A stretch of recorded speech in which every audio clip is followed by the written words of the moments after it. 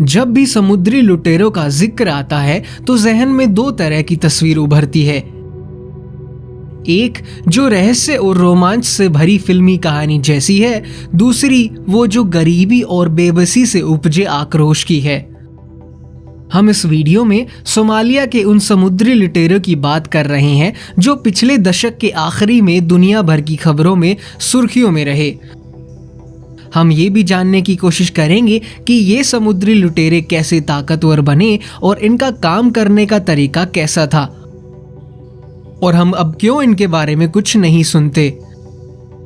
हम ये भी समझने की कोशिश करेंगे कि भारतीय नौसेना के अभियान इस संदर्भ में कितने प्रभावी रहे। सोमालिया हॉर्न ऑफ अफ्रीका के नाम से भी जाना जाता है। यह सबसे बड़े तटीय क्षेत्र वाला अफ्रीकी देश है।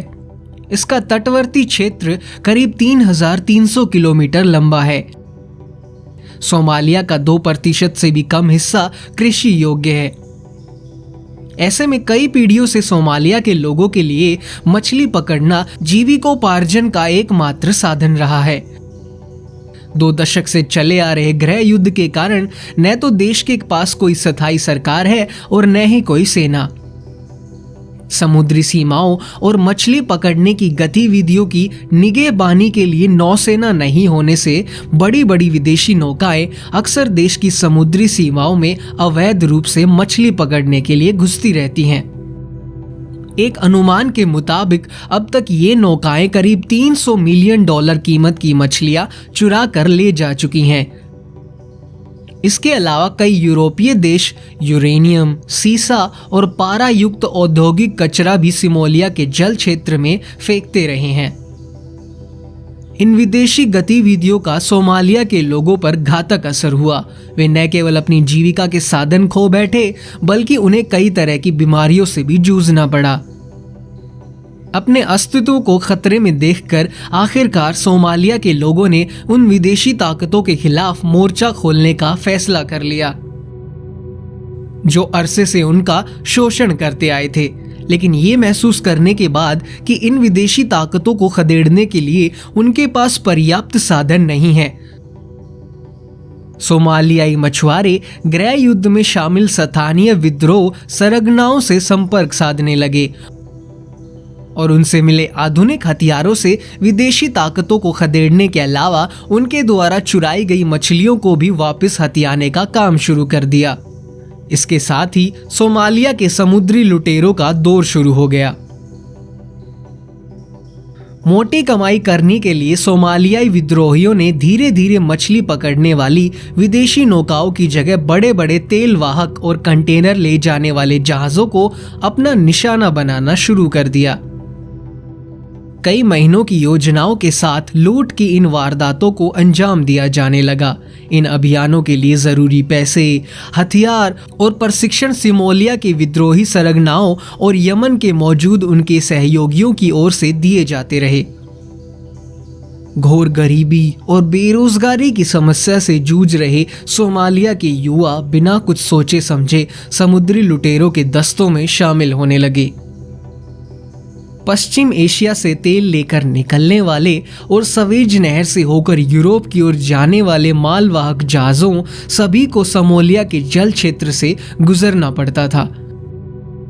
सोमालियाई समुद्री लुटेरे समुद्र से गुजरते इन जहाजों में से पहले आसान निशाना चुन लेते थे और फिर रेडियो सेट का इस्तेमाल कर जहाज के चालक दल की ओर से रेडियो तरंगों के माध्यम से भेजे जाने वाले संदेशों को जान लेते और फिर कई किलोमीटर तक जहाज का पीछा करते थे।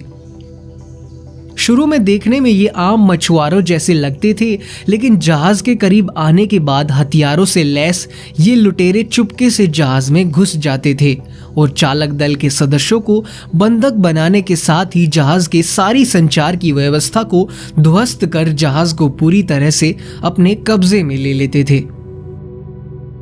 इसके बाद लुटेरे जहाज को चालक दल समेत अपने कब्जे वाले बंदरगाह पर ले जाते और फिर फिरौती के लिए बातचीत शुरू करने का इंतजार करते। आमतौर पर एक तेल वाहक जहाज में $1.5 करोड़ का तेल लदा होता है। शुरू में ये लुटेरे इस तेल को बेचकर पैसा उगाने की रणनीति अपनाते हैं। हालांकि जल्द ही उन्हें ये समझ आ गया कि तेल को बेचकर मिलने वाली रकम की बजाय जहाज और उसके चालक दल के सदस्यों के बदले मिलने वाली फिरौती की रकम बेहतर सौदा है। औसत फिरौती की ये रकम $2.5 करोड़ होती थी। फिरौती की रकम मिल जाने के बाद समुद्री लुटेरों का अगला कदम लूट के इन पैसों को आपस में बांटने का होता था। लूट के पैसों का 10% हिस्सा उस बंदरगाह का होता था जो कब्जा कर लाए गए जहाजों को अपने यहाँ लंगर लगाने देते थे। 30% हिस्सा सोमालिया के विद्रोही सरगनाओं और यमन के उन साथियों के हिस्से में जाता। बाकी बचा 60% हिस्सा जान को खतरे में डालकर जहाजों का अपहरण करने वाले समुद्री लुटेरों का होता। आमतौर पर इन लुटेरों में से हर एक के हिस्से $30,000 आते, जो उस समय सोमालिया के $3,000 की प्रति व्यक्ति की आय की तुलना में कहीं बहुत ज्यादा थी। लूट की इस कमाई से इन लोगों को खेल और सिने जगत की मशहूर हस्तियों जैसी शोहरत और रुतबा हासिल होने लगा, जिससे आकर्षित होकर बड़ी तादाद में सोमालिया के युवा समुद्री लुटेरे बनने लगे। और एक समय ऐसा आया जब इन गिरोह सोमालिया के समुद्री क्षेत्र से बाहर मध्य एशिया से लेकर भारत के जल क्षेत्र तक और यहाँ तक कि मलक्का की खाड़ी में भी लूट की वारदातों को अंजाम देने लगे। आसपास समुद्री लुटेरों की मौजूदगी का पता होने के बावजूद जहाज के चालक दल के सदस्यों के लिए जहाज को किसी दूसरे रास्ते से लेकर जाना संभव नहीं होता था। Why piracy became a big problem? इन समुद्री लुटेरों से बचने का एक तरीका ये था कि लुटेरों की नौकाओं की तुलना में मालवाहक जहाज अपनी गति तेज कर दें। आमतौर पर एक मालवाहक जहाज की सामान्य गति 30 नॉटिकल माइल समुद्री मील होती है।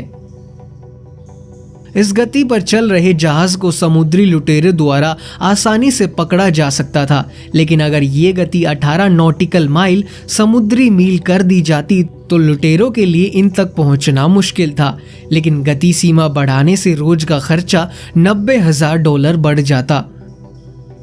दूसरा तरीका मालवाहक जहाजों की रक्षा के लिए आधुनिक हथियारों से लैस सुरक्षा कर्मियों की तैनाती थी, क्योंकि सोमालिया के समुद्री लुटेरों के पास न तो ऐसे हथियार थे और न ही उन्हें चलाने का प्रशिक्षण था। ये दोनों ही तरीके काफी कारगर साबित होते, लेकिन इन पर आने वाले बड़े खर्चे को देखते हुए ज्यादातर जहाज कंपनियों ने इनमें रुचि नहीं दिखाई। साल 2005 में समुद्री लुटेरों के हमले के केवल 5 घटनाएं सामने आई, लेकिन 2011 तक इनकी संख्या बढ़कर 160 पर पहुंच गई। यही वो समय था जब पूरी दुनिया का ध्यान सोमालिया के समुद्री लुटेरों की ओर गया और ज्यादातर देशों ने इस समस्या से निपटने के लिए अपनी जंगी जहाजों को सोमालिया के समुद्री क्षेत्र में भेजने की इच्छा जताई। शुरू में ऐसे देशों ने न केवल अपने मालवाहक जहाजों की रक्षा के लिए अपने जंगी जहाज भेजना शुरू किए, लेकिन यह प्रयास बुरी तरह असफल रहा। ऐसे में समुद्री डाकुओं की समस्या से निपटने के लिए विभिन्न देशों की नौसेनाओं की भागीदारी से ऑपरेशन ओशन शील्ड के नाम से एक संयुक्त कार्यबल का गठन किया गया। इस अभियान में दुनिया के कुल 30 देश शामिल हुए। इसमें शामिल भारत के 5 जंगी जहाजों में से INS तबर ने अपने काम से दुनिया भर में वाहवाही बटोरी। नवंबर 2008 में सऊदी अरब के एक मालवाहक जहाज MV टिबा ने अदन की खाड़ी से गुजरते समय मदद के लिए आपात संदेश भेजा। INS ने तुरंत कार्यवाही करते हुए अपने लड़ाकू हेलीकॉप्टर वहां भेजे और समुद्री लुटेरों को मार भगाया।